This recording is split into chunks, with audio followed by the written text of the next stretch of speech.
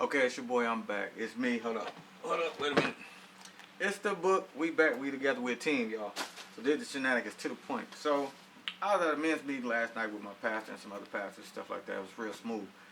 And one was talking about how long it's taking for this process that God wants him to get something started. So immediately, but Shana jumped in and he was like, Abram, that was his name, his wife was Sarai, and their handmaid Hagar. So we gonna cut to the chase. We in Genesis 16, y'all.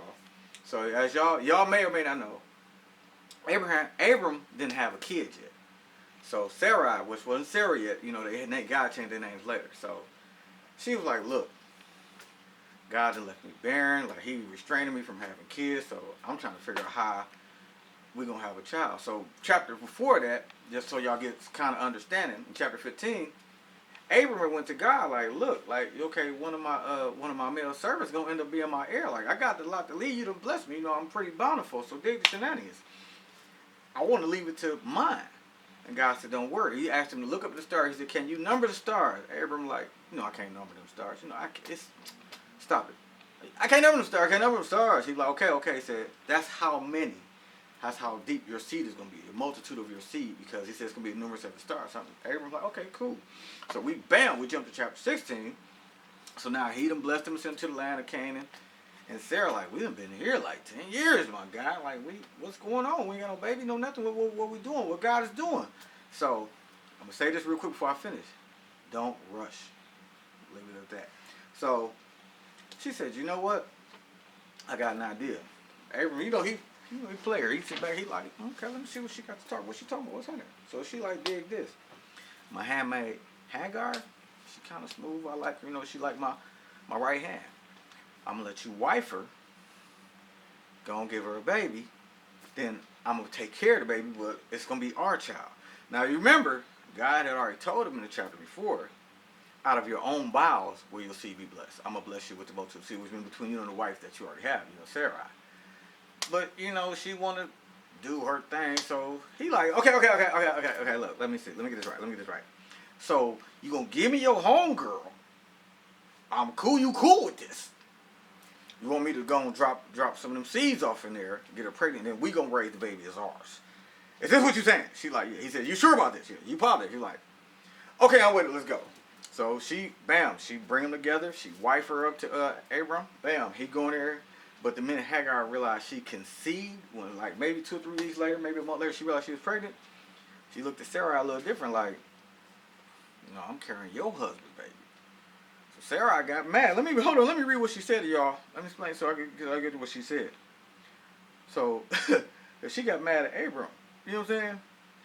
So, and let me start from chapter verse 4. It said, and he went in unto Hagar, and she conceived. And when she saw that she had conceived, her mistress was despised in her eyes. And the person who she was indebted to, basically who she was honoring, was Sarah. Was she looked at her like, you can't even have no kids. I'm doing this for you. It's me and Abram, baby. Not really yours, but you know what I'm saying? So, and Sarah said unto Abram, I want y'all to pay attention. My wrong be upon thee. They're like, wait a minute. Oh, he like, okay. Now, Abram, pure player. I'm sure y'all understand that. She said to him, my wrong be upon thee. She said, I have given my maid into thy bosom. And when she saw that she had conceived, I was despised in her eyes. Then she said, this was the key. She said, the Lord judge between me and thee. Abram, pure player. Verse 6. She said, but Abram said to Sarah, dig this, Sarah.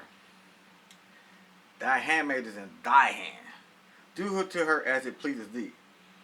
Period. He like, look, I ain't concoct this idea. I wasn't in no rush. I was cool. God said, we gonna give me some kids. He gonna give me some kids. Quit trying to move ahead of him. She was upset because she did something she couldn't do. Now later on, don't get me wrong, but they said when Hagar conceived when she birthed Ishmael, Abram was 86 years old, y'all. So that means Sarah had to be like 75 at the time. Now, I don't know if y'all ever get into the Bible like that, but y'all have to understand, like, it came to a couple places where Abram was like, hey, this is my sister, this ain't my wife, because Sarah was fine. Just so y'all understand. So it ain't like he was down, he was upgrading. He was like, because his wife was, she was the truth. She was the Lord's word. But she wanted to rush God. See, this is the thing about it.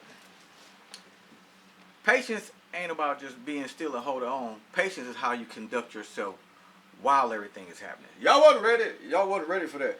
Because Abram still conducted himself. See, when I don't know if y'all remember that time we talked about what the word player means. Player means your integrity, your character, your morality, and how you engage and interact with people on a perpetual basis. Do you get angry sometimes? Yeah, we players get angry sometimes. We get upset sometimes. But what we do, we understand how to hold our composure. Play boys.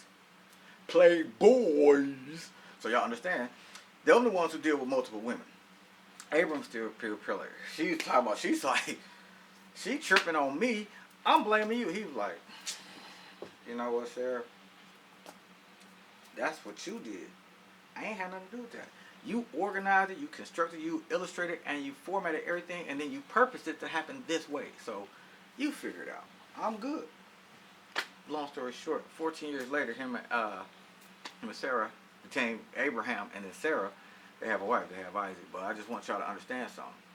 They was already gone from their land 10, 11 years. So then they had to take another 14 years before they actually conceived the seed that God promised them.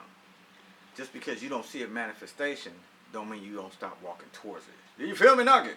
Listen, say it again. Just because you don't see the manifestation don't mean you stop walking towards it. Whatever you believe in God for, whatever you trust in Him for, don't try to make it happen your way because He already had a plan.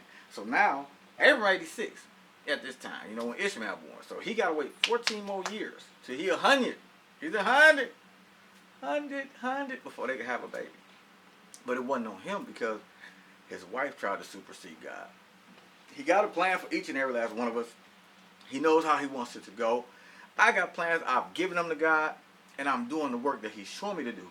Even though I don't see the manifestation yet, I know it's on the way. Remember this.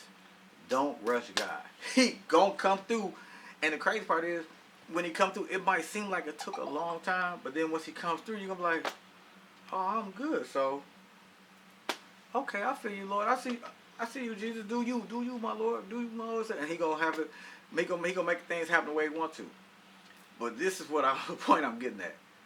Don't let nobody push you into something that you know God ain't for you. Hold on. Let me say this correctly. Don't let somebody else's push you into your vision that you're waiting on. You get what I'm saying? Like, you know what God told you, but they're trying to push you into there before you're ready. See, Abram wasn't ready to have that child. God wasn't ready for him to have that child. So he was still cool, like, okay, but they moving it past you, like, all right. She like, well, shoot, God ain't did this yet. I'm going to do it. Quit trying to supersede God. Don't rush God. It's your boy. It's the book. We back. We always going to be here every week. Got something for you. Hey, till next time, it's always love, y'all. Peace.